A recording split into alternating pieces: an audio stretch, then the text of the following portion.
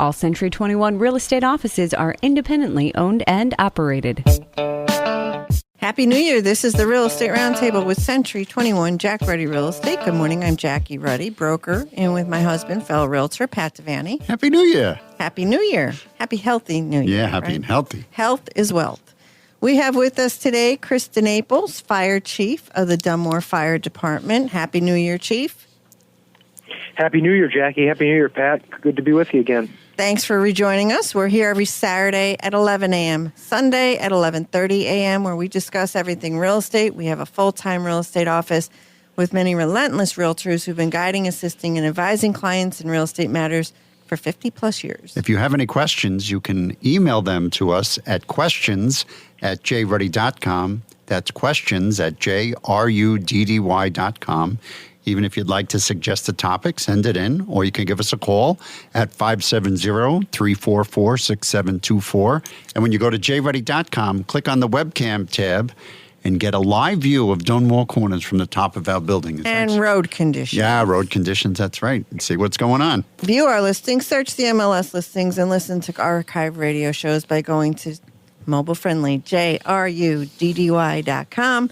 And remember that we have all the popular podcast apps listed there. If you missed the show on the weekend, you can always listen to it by way of podcast. And don't forget about social media. Check us out, Facebook, Twitter, LinkedIn, YouTube, Instagram, Pinterest. Okay, Krista Naples, Fire Chief of the Dunmore Fire Department. There's so much more that I want to talk to you about. The one thing we're thinking about, it's the holidays, right? We all got our new electronics or toys that require batteries, right? And the storage of batteries and batteries in the home. What are the problem areas that we should be mindful of? With these new high voltage storage batteries. What's the story, Chief? So these lithium-ion batteries, you're hearing a lot of issues with them, catching fire, and there's some warning signs, and sometimes there's not. But a good majority of the time, there's some warning signs that are ignored, and once they start burning, they're extremely difficult to extinguish. They burn very hot. It takes a large quantity of water to extinguish them, and some of the things you want to keep in mind is keep them out of direct sunlight. Okay, whether they be in a laptop, some type of phone, some type of tablet. If there's that type of battery, to keep it out of the direct sunlight, and you want to look for some signs, warning signs that there may be a problem. That's arising, and that's overheating of them. If they start getting extremely hot, or the device starts getting hot, an odor, or a leak, battery odor type, any type of bulging of the battery or the casing, the change of the shape or the color of it. If the device keeps shutting down, intermittently, if it's not charging properly, at that point you want to get the device, the battery, and move it away from anything that's combustible. Get it out of the house, move it away from anything, and seek, some type of expert advice on that particular device.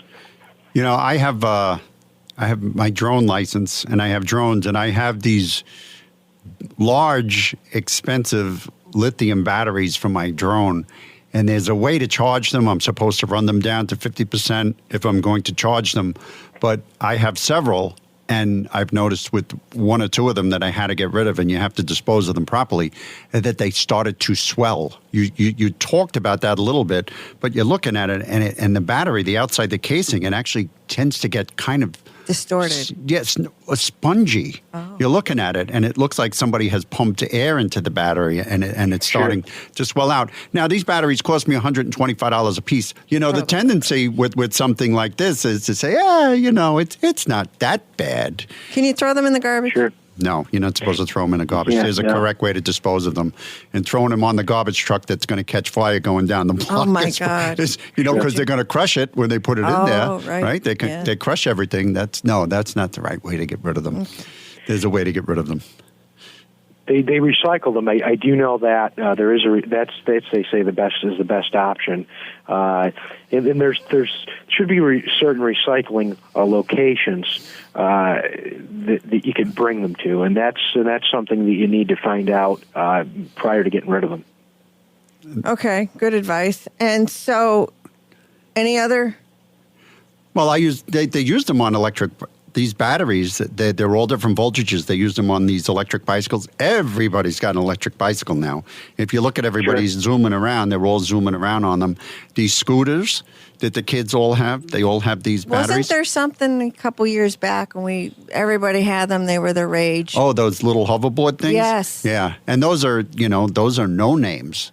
Those are, we were talking about Underwriter Labs last week, and I can guarantee you that those little hoverboards, half of them are not UL listed. And, people take them, and then it's a kid's toy, it's a new toy, so where do they charge them? Right in the living room. It's not out in the garage, so these things, got to keep an eye on them. Yeah.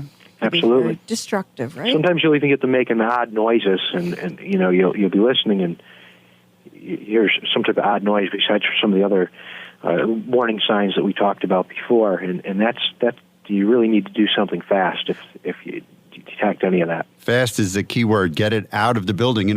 I keep track of everything in New York, and they were having these fires with these batteries have become almost commonplace.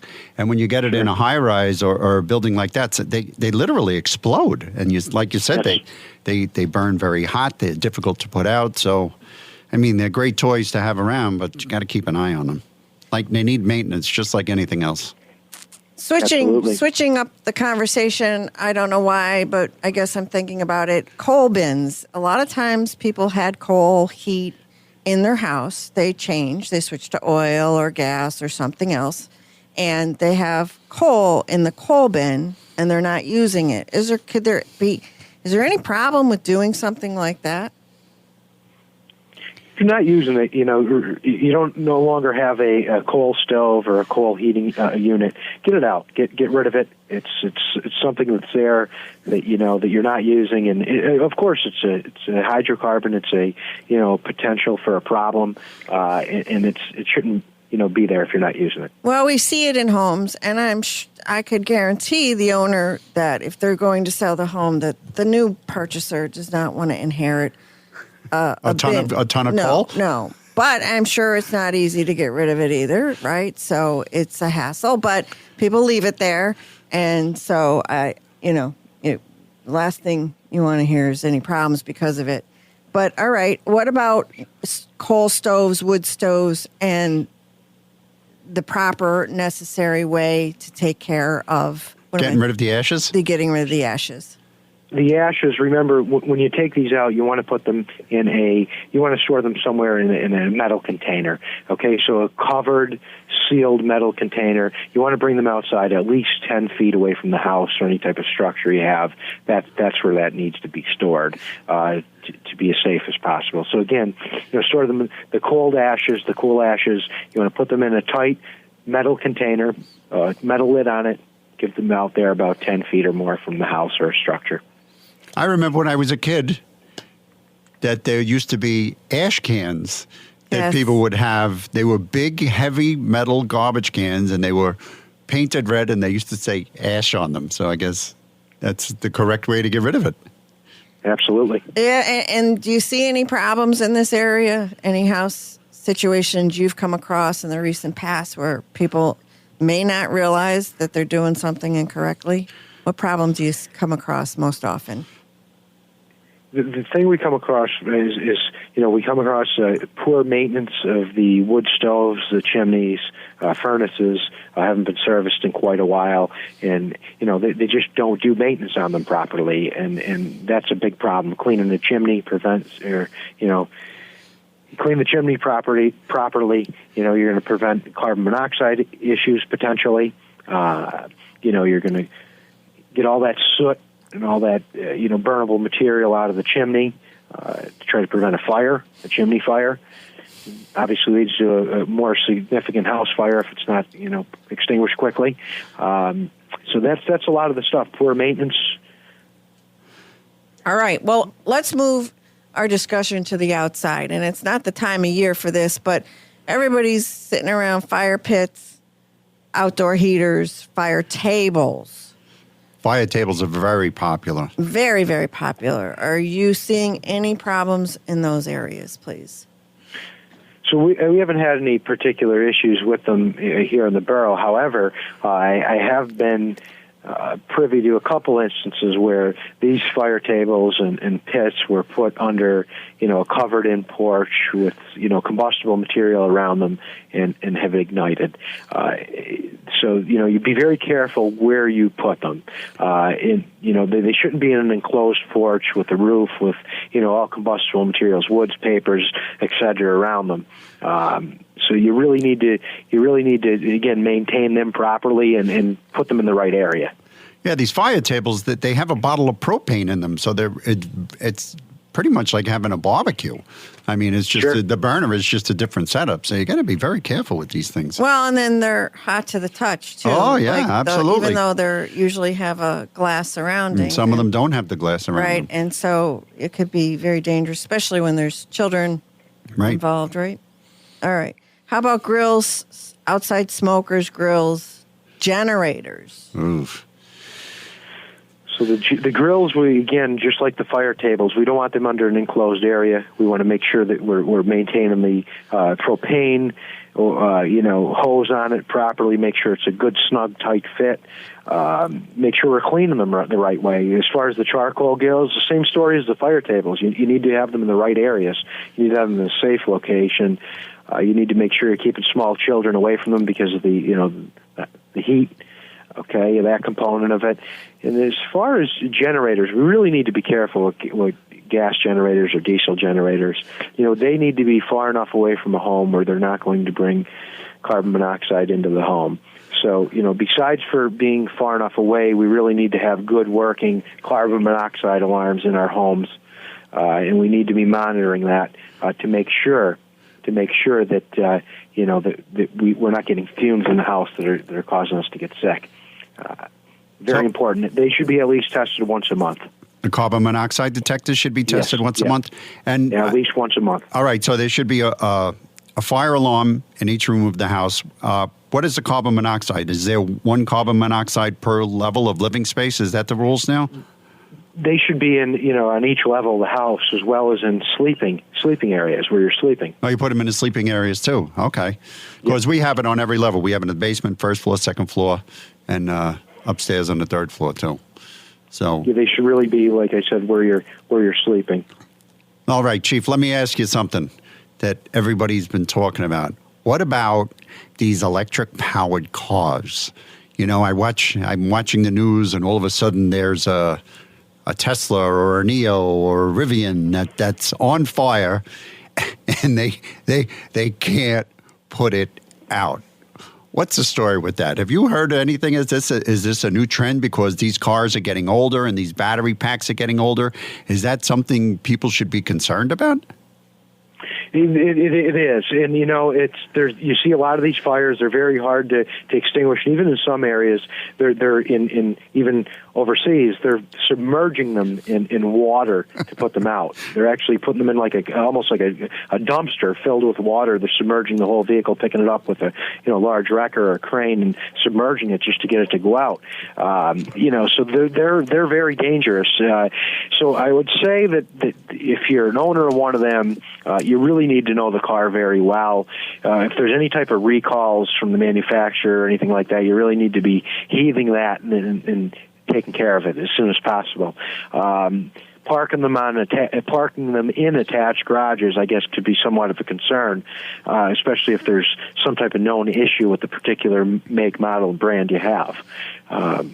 Obviously could lead to a house fire if they're parked in an attached garage or even an unattached garage, that's close to the house. If I spend $100,000 on a Tesla, I want to keep it in the garage. I don't want my Tesla being target practice for the pigeons outside. I want my car perfect and inside. So I don't know. I guess smoke detectors inside garage areas? Absolutely. You may even want heat detectors because, the car starting up the exhaust may, prematurely activate a smoke detector. So you need to look at your area, what codes you have in your area that you particularly live in, and the heat detector might even be an option. See, lots of people don't even think about heat detectors and know what they are. It's a device you put in the ceiling, and it just measures the change in temperature up there. That's That's a great idea. That never even They have occurred them to a lot me. in kitchens. What's that? They have them a lot in kitchen areas. They have them a lot in kitchen areas where there's cooking, so you won't have premature activations of the smoke detector. They'll have a heat detector. Well, in my house, thank God, we don't have to worry about Jackie setting the house on fire in the kitchen. So we're good with that, all right? We're good.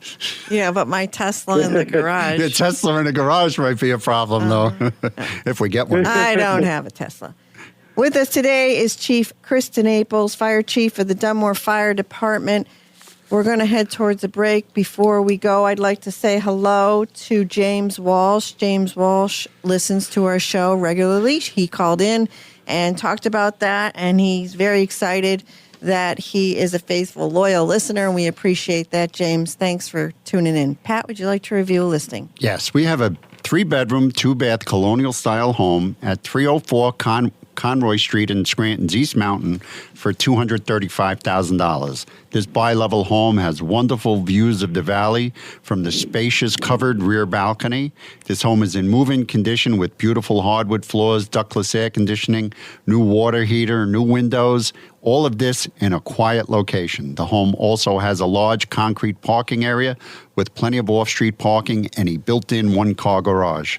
That's an immaculate 3-bedroom, 2-bath, bi-level home at 304 Conroy Street in Scranton's East Mountain for $235,000, and that's listed by Dan Callahan of our office. Thank you, Pat. According to Adam, foreclosure filings in August reached 34,500 properties, including default notices, scheduled auctions, or bank repossessions. Those are the filings. This is an increase of 14% from July and up 118% from August 2021. Lenders reported starting the process for about 24,000 properties, and that's an increase of 12% from July and 187% from August 2021. Across the country, 1 in every 4,072 properties had a foreclosure filing in August. Now, as a reminder, there was a nationwide eviction moratorium through August 2021. Pennsylvania had one of the highest number of completed foreclosures repossessed by lenders. Across the United States, lenders repossessed nearly 4,000 properties via completed foreclosures, and that was an increase of 28% from July and up 59% from August 2021. Less than 1% of home sales are in foreclosure or in need of a bank-approved short sale. Short sale is when the lender accepts less than what is owed on the property. Repossessions are likely to continue running below pre-pandemic levels for several reasons. Most importantly, over 90% of borrowers in foreclosure have positive equity in their homes and would benefit from selling these properties at a profit rather than risk losing everything to a foreclosure auction or lender repossession. We always tell people if they're facing that situation to sit down with an attorney for legal advice. This is a legal matter. We can't advise people whether to proceed with a foreclosure or a short sale. You know, that's something that an attorney has to advise our clients. That makes great sense. With the value has gone up so much that short sales, when was the last time you heard of a short sale? Yeah, and they're a nightmare to do. But truthfully, yes, you know, we hope that the foreclosure numbers, we don't want to see that happen again. But the positive equity is something. But what people have a tendency to do is put off, procrastinate. And then there comes a time when it's too late to do anything about it. Right. And, you know, we're not magicians, so. You're not? No, I mean, people think we are, but like, let's get ahead of it. If that's what your attorney's telling you to do to sell the property, let's do it now rather than a year or a year and a half. Does that make sense? Yep, very much so. Okay. Stay with the Real Estate Roundtable with Century 21, Jack Ruddy Real Estate on 94.3 FM The Talker. We'll be right back. In your past real estate experiences, did you find most agents were mediocre? At Century 21 Jack Ruddy Real Estate, we defy mediocrity by being relentless. Don't settle for average. Contact the Relentless at Century 21 Jack Ruddy Real Estate. We have an excellent track record of serving the community for 50 plus years. Call 570-344-6724 or visit jruddy.com. That's jruddy.com. Welcome back to the Real Estate Roundtable with Century 21 Jack Ruddy Real Estate on 94.3 FM The Talker. Happy New Year. Happy New Year. I'm Jackie Ruddy, broker, and with Pat Devaney, my husband, Phil Realtor. Yeah, we're having a big party. Krista Naples, Fire Chief of the Dunmore Fire Department, is with us today, was here last week. We thank you for your time, Chief. Let's talk Thank you for about... having me. Oh, you're welcome. And I know you're calling in because you're in the middle of something there, and it's not a fire, thankfully, but thank you for calling in and making yourself available for our show today. Absolutely glad to be here to talk about these important topics. Good. Clothes dryers. They're responsible for 9 out of 10 appliance fires, so that's pretty big, right? They can wreak Absolutely. havoc if we don't do certain things. Let's talk about clothes dryers, please. So I think the biggest thing with dryers is the dryer vents, the lint, collection there. And if they're not, cleaned, them vents aren't cleaned properly and on a good schedule, that lint builds up and it's very, very combustible, very flammable.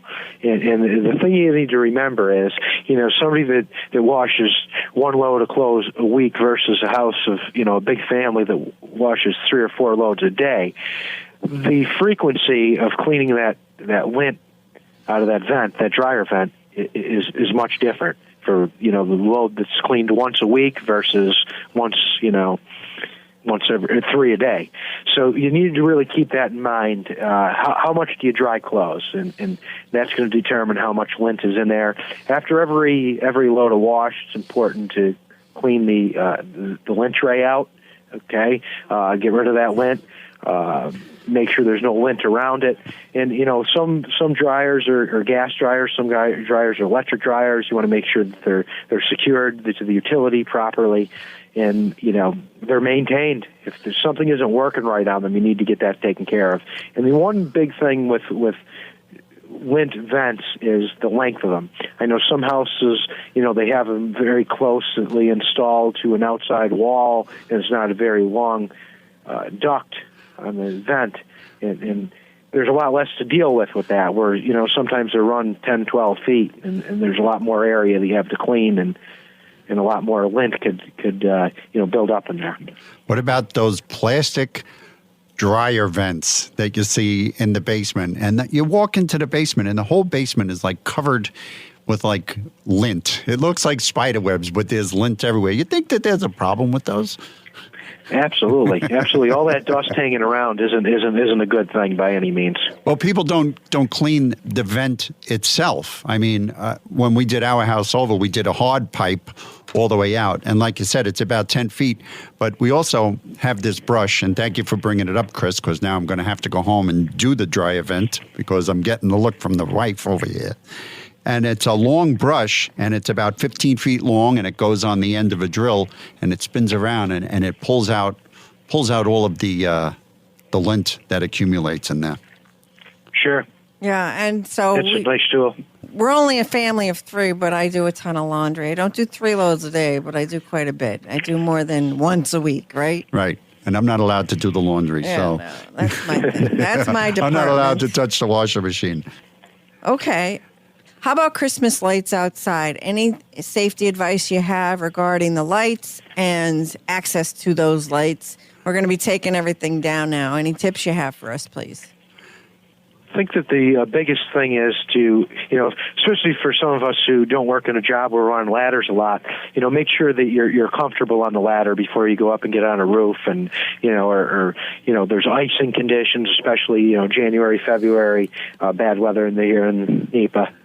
So we really need to be careful, as far as that goes. And I think as we're taking these lights down, really need to make sure that we're inspecting them and making sure that there's no cuts in them. They're not getting weathered, due to age and being out in the elements. And before we're packing them away, we need to really make sure they're dry, so they're not dry rotting and getting moldy all summer long and in the off season. And we're storing them properly. We're inspecting them. And ultimately, we're being safe and we're taking them down. With us today is Chief Krista Naples, Fire Chief of the Dunmore Fire Department. We talked in the first half about smoke detectors and carbon monoxide detectors. So does Dunmore do any kind of instruction? Do you have any kind? Do you provide smoke detectors to the public, or do you have any kind of Program, anything? programs? Yes, we do. So we partnered with the American Red Cross that any resident in Dunmore could call the fire headquarters at 570-348-1730, talk to the on-duty staff, and schedule a time if you need a smoke detector, you want your smoke detectors checked. We'll come out, we'll install the smoke detectors free of charge. But the only thing under this program is we can't just give them to you. We actually need to come out and install them per the specification of the program through the American Red Cross.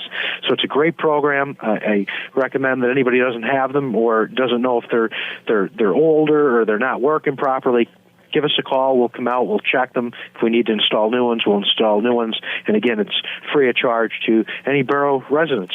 That's a great idea that you guys come out and install them. I mean, because if half the people I know, if you just gave it to them, they would take the box and throw it into the closet, and it would never get installed. And that's, I believe, the reason why that the American Red Cross has it set up that way, so they know they're getting installed and they're not just, lingering around in a box. Okay. And change the batteries, right? So when the time change occurs, maybe get in the habit. Yeah. Some of these newer smoke detectors, like the ones we particularly put in, they're a 10-year battery on them. You still need to check them. You still need to make sure that they're working properly on a regular basis. However, the batteries, if they're working the way they're designed, they should last 10 years. Not all smoke detectors are like that. There is ones available, and the ones we particularly install are that 10-year battery life. But smoke detectors save lives. Absolutely, positively save lives. And we had buildings and we had tenants at one time in our lives. And when the smoke detectors needed batteries and they would start to chirp, you know what they would do, Chief? They would take the battery out. Sure. They wouldn't call the They land. don't want to listen to it. Right? People, I don't know. Those things can save your life. How many tragedies could you have seen that could have been avoided if people just had a functioning smoke detector? Many. Well, we have special kind of smoke detectors. They actually, when they need a new battery or to be changed, they go off at 2:00 in the morning. So, yeah. So we wake up. Then we have to track down the smoke detector. Yeah, very special. Track it down. Yeah, track it down. So they let us know in the deep dark of night that they need to be changed. And they're all hardwired. I mean, they run off the house power. So if one goes off, every one of them goes off in the building. But it is. I think there's a little alarm clock inside of them that says 2:00 in the morning. Okay, let's try. Right. We're going to go off now, yeah. Okay, Kristen Aples, Fire Chief of the Dunmore Fire Department. Can I have that phone number again if somebody wants to take advantage of those smoke detectors, please? Sure. That's going to be 570-348-1730. And that's the number for fire headquarters here in Dunmore. And that's for any Dunmore resident? That is correct, yep. Okay, thank you. Happy New Year to you, Chief.